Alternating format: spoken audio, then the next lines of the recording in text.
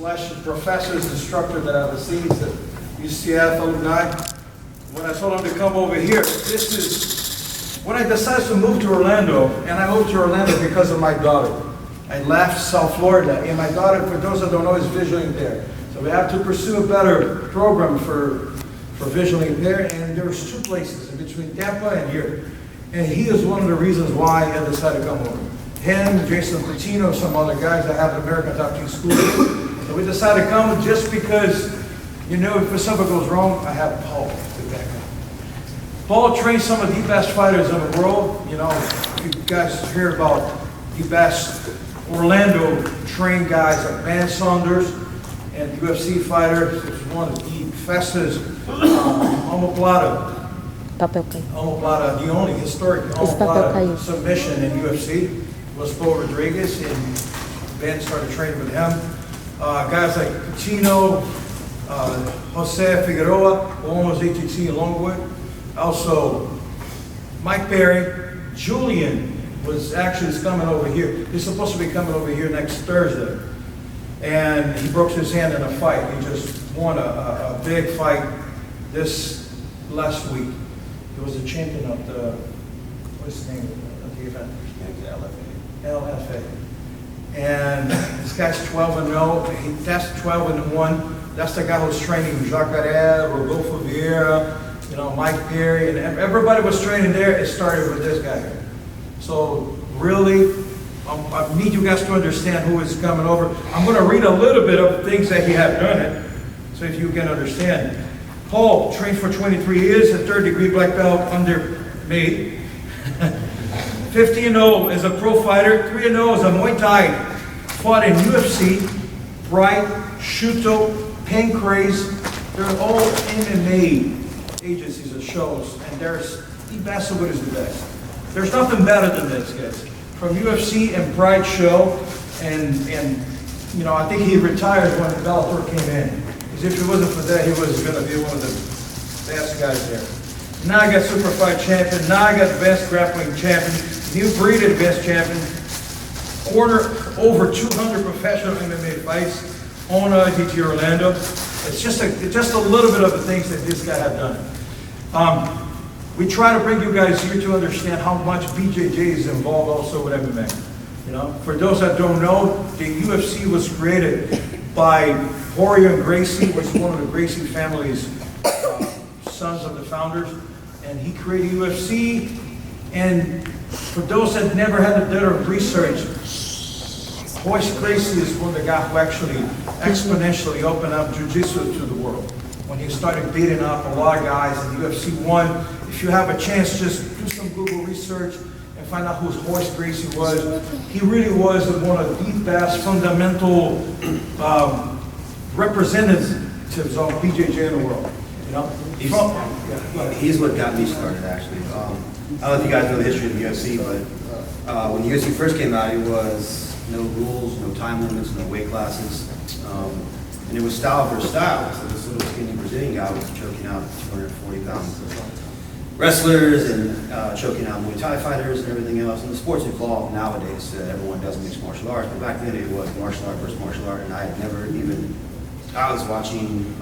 We were having debates on who was better, Jean-Claude Van Damme or you know, stuff like that. You know, we didn't even know what this jiu-jitsu stuff was. And he actually, you know, and it was here a little bit before he started, but when the UFC came in '93, it exploded. The explosion was started in '93, so gradually.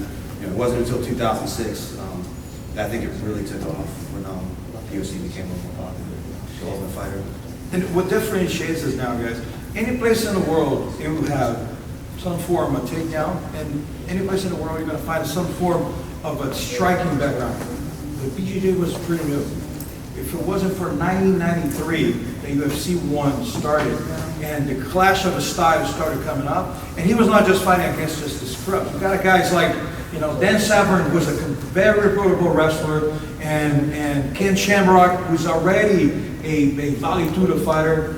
And for you guys to understand the evolution that started in our time was Vale Tudo. Vale Tudo was anything goes, you know, except for a couple of rules of eye gouging and, you know, and fish hooks and low blows, not even low blows. You could punch to the groin. Yeah. You can pull hair and punch if you run.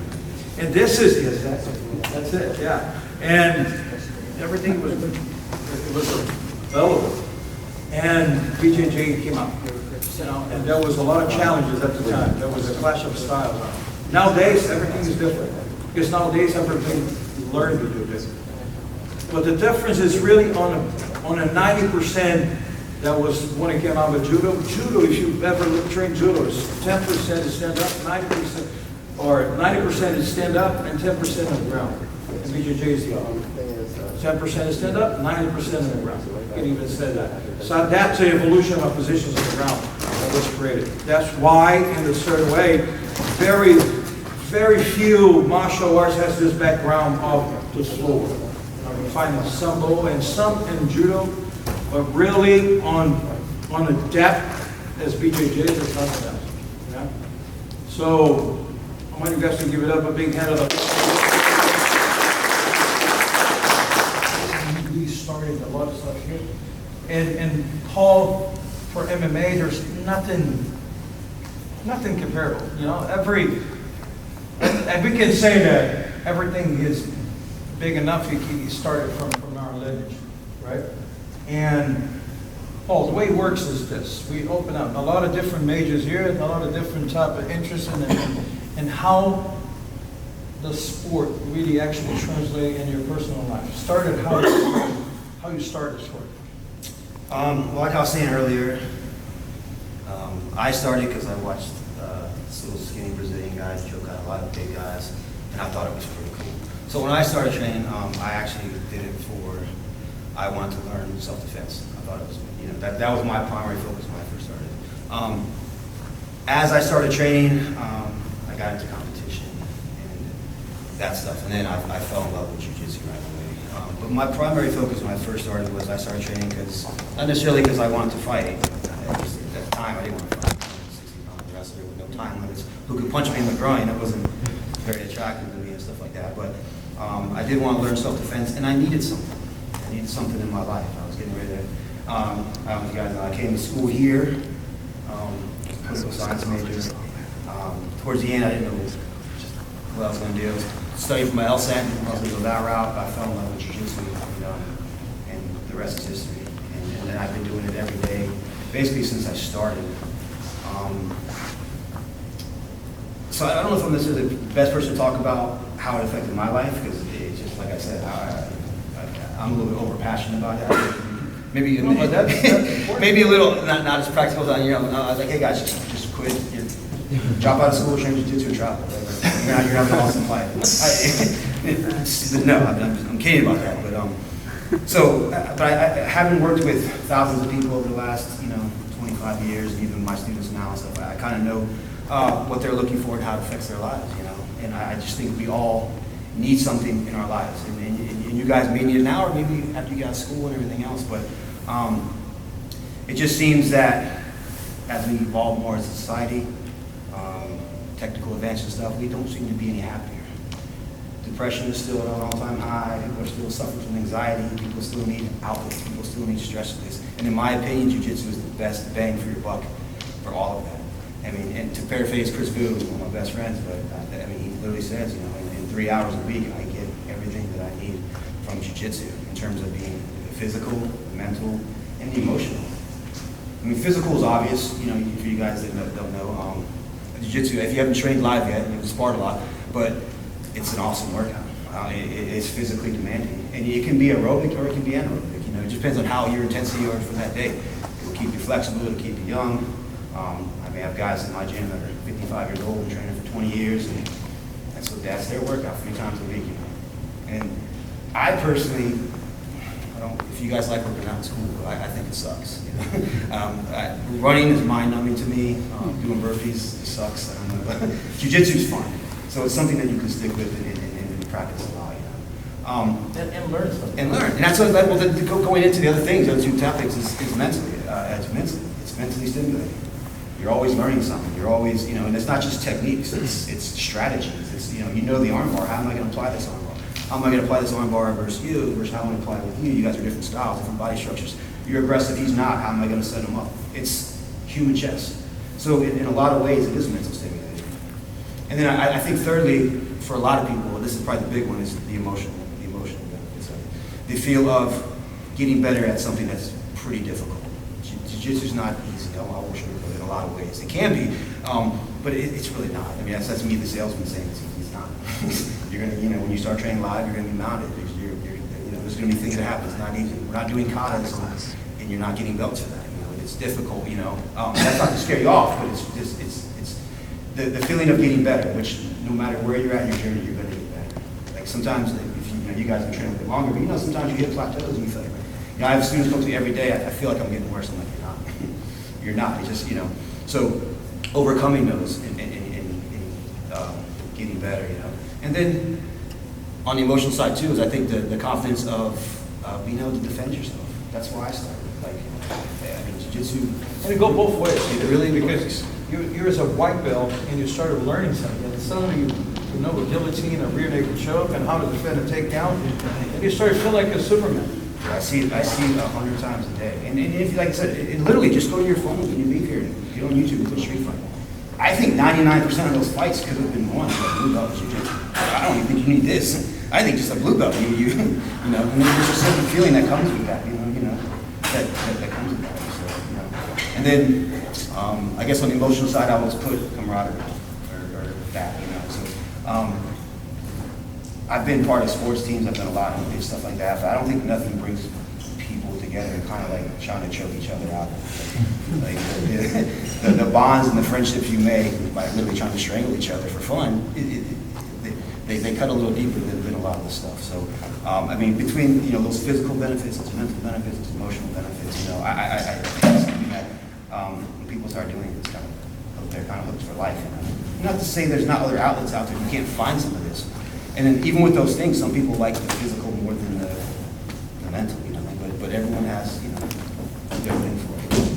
And everybody, anybody can do jiu-jitsu. So anybody. Like my school, I know on the mat, sometimes I have, 18-year-old busboys. I have 3 attorneys on the mats with a doctor, and a couple guys on the carpet and stuff. And it's just something about jiu-jitsu that brings everybody together under this unique thing for these benefits. So, guys, we have just 10 minutes on this thing. Questions? Remember, we were talking about there's a big sign of leadership. And I'm also part of jiu-jitsu. Understand one thing, you're going to get tapped. And one day, you're going to suck. This thing about being invincible, I hear some crazy stuff about, this guy is invincible, something 200 and no, everybody has a bad day. Everybody's going to one day wake up sick, or depressed, or stressed, or, I don't know, with a headache, or because you drink too much. Something's going to happen, and you got to suck it up.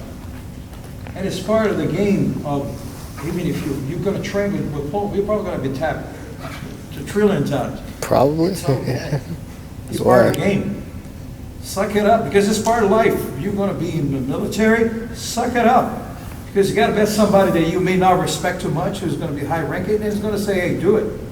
And you're going to have to do it. If you have a boss, and if you want to be your own boss, raise your hand. Ask questions. That's the best thing about that, Sir. Go. All right, so if you're going to be, when you're training at the gym, what do you tend to focus on to help you out in jiu-jitsu? Is it you focus on cardio or a certain muscle to? No, obviously, from the first standpoint, I would stress technique. That is literally the first thing, and not having a false understand that you know the technique. I think this is the biggest thing I see people that people do is they think they know the technique, and it's not necessarily right. You've heard the adage that people do it until they get it right, and they do it. Once they get it right, they got it. That's not the case. Usually, you got to do it so you can't get it wrong. I think early on in your jiu-jitsu journey, don't worry so much about your cardio. It'll come on the mats. Going out and trying to run and do kettlebell swings and push the sled, then come to jiu-jitsu.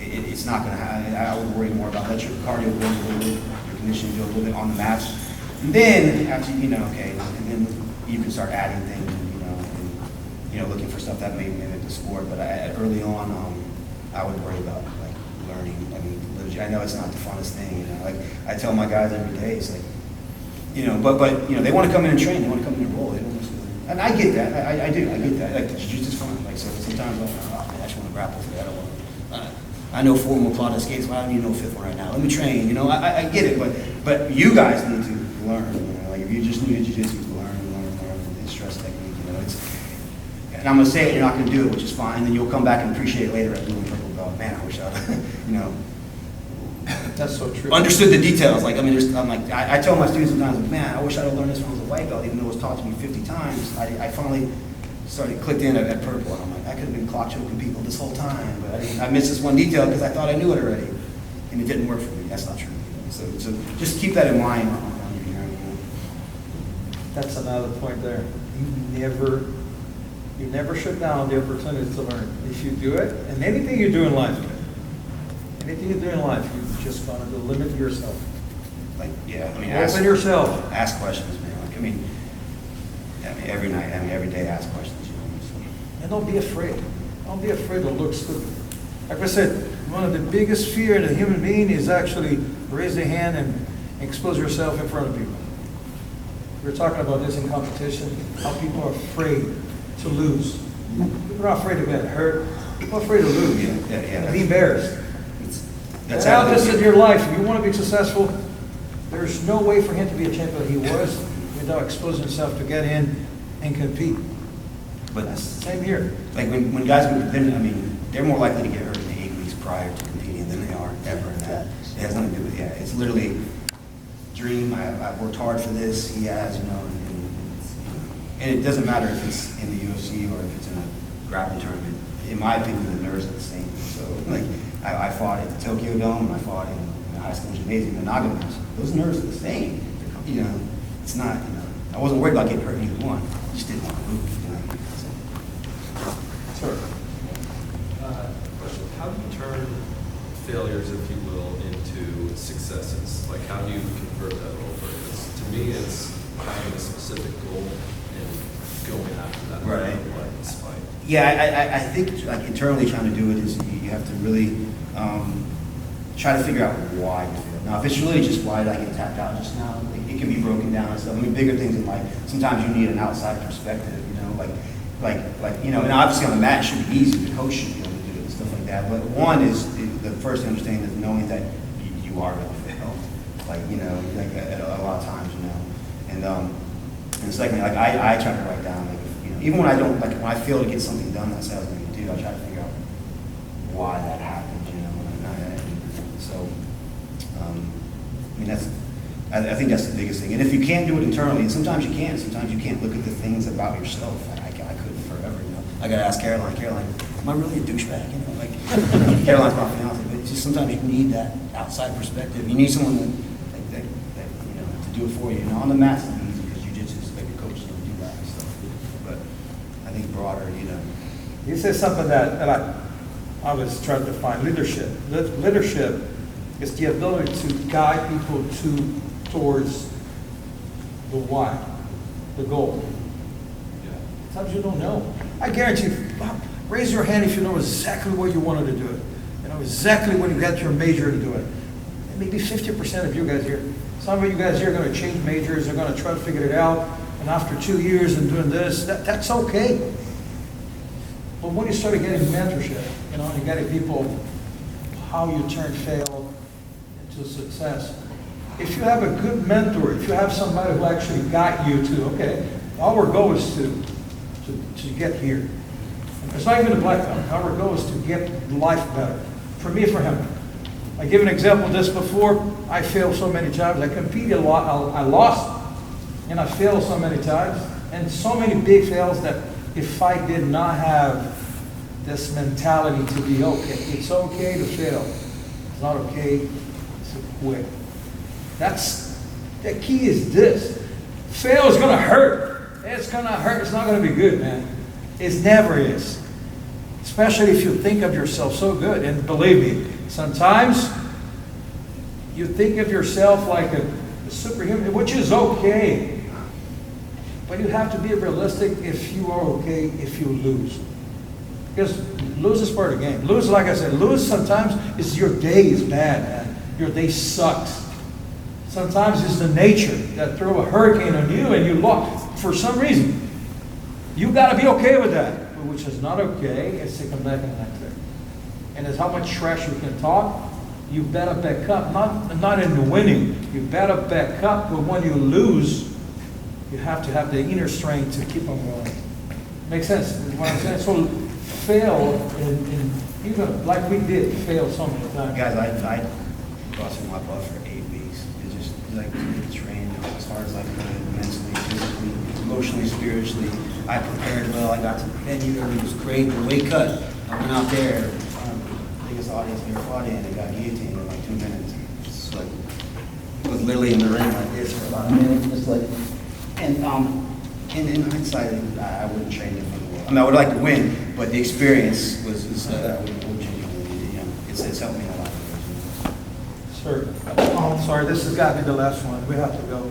I find that when I train a move, that I can do the move correctly. Whenever I try to replicate it in rolling, I don't do it the same. How do I fix that?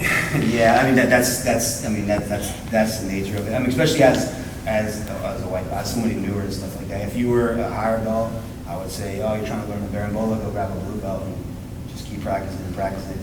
When you first start, it's literally you have to come up with more advanced ways of drilling. So you need a good drilling partner when you do it that who can mimic defending without defending. A lot of times you see guys trying to learn techniques and the guy's either just laying there not doing anything, and or he's actually fighting you back while you're trying to learn the technique. You got to find that guy who knows how to mimic the defense and give you enough pressure that you can still work it, but it feels a little more realistically. And it's usually, like, honestly, when you have access to a higher belt, grab one and say, can you drill this with me and defend it more? Because but that's going to be like, it doesn't matter what new skill you learn in combat sports, you're going to be, once they start defending against you, try to double leg now, even though you're drilling, it's going to be, Buddy's got a word, if you get somebody who never saw that before. Oh, yeah, That's just going to be the, keep training on this. This is the beauty about that. You start everybody training right now, nobody knows anything, you're going to start training. And then 2 months or 3 months ahead of it, and you started coming with the new guys, and you're going to see the difference. Oh, now I know something. Now you start submitting people, passing the guard, and go for positions. You've got to see this as a game. For those that are not in a club, I advise you to stay over. We're going to finish there at Run On and start a club. You can roll. Only the guys that are enrolled in a BJJ club can roll. Right? This is the rule when you UCF. So if you're in a club, you're okay.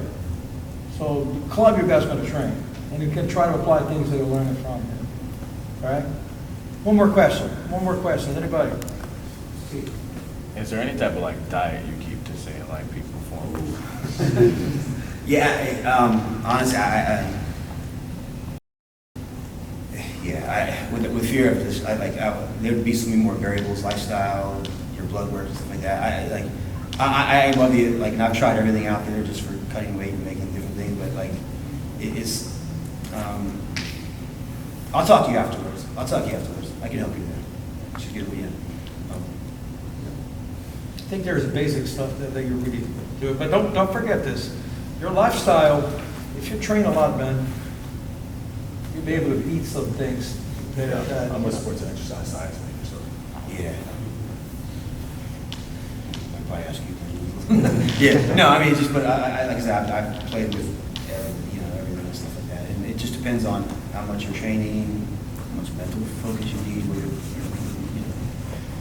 You can diet and not be able to think and stuff. I've been there. Guys, let's line up. Thank you, Paul.